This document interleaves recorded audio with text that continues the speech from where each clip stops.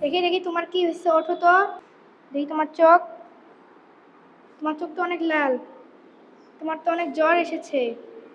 তোমার শরীরে এগুলা কি লাল লাল উঠেছে? জানি না, হঠাৎ করে কাশ হচ্ছে, শরীরে এগুলো উঠছে, পুরো শরীরে এগুলো উঠেছে।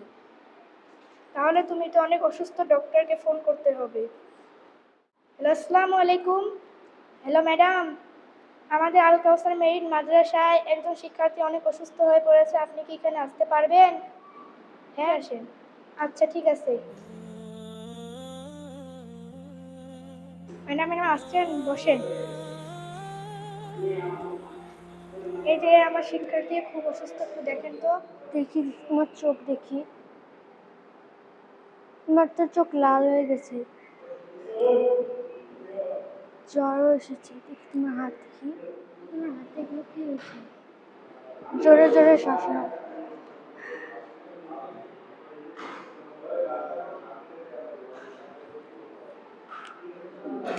এটা হাম রোগ হয়েছে, এখানে এর চিকিৎসা হবে না, একে মেডিকেলে নিয়ে যাও।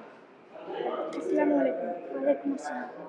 হাম এটি একটি সংক্রামক ভাইরাস জনিত রোগ। এটি ভাইরাস হওয়ার কারণে একজন থেকে আরেকজনের মাঝে খুব দ্রুত ছড়ায়। বিশেষ করে শিশুদের মাঝে এই রোগটি বেশি ছড়ায়। কিছু লক্ষণ তুলে ধরছি: সর্দি, কাশি, জ্বর, নাক দিয়ে পানি পড়া বা শরীরে কোনো কোনো জায়গায় রেশ ওঠা। মনে রাখবেন, ক্ষতিকারের চেয়ে প্রতিরোধ উত্তম।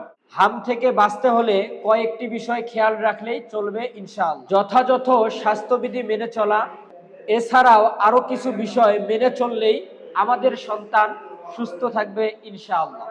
আর যদি নিজের সন্তান থেকে শুরু করে পরিবারের কোনো সদস্য বেশি পরিমাণে অসুস্থ ফিল মনে করে, তাহলে আমাদের উচিত তাকে সেফ জায়গায় রাখা, যাতে করে এই ভাইরাস জনিত রোগ তথা হাম রোগটি অন্য কারো শরীরে প্রবেশ করতে না পারে। এছাড়াও এ ও সি ভিটামিন যুক্ত খাবার বেশি পরিমাণে খাওয়া। যদি এ সব কিছু নিয়ম আমরা মেনে চলি, তাহলে আল্লাহ তাআলা চাইলে আমরা সুস্থ থাকবো, আমাদের আদরের সন্তান সুস্থ থাকবে ইনশাআল্লাহ।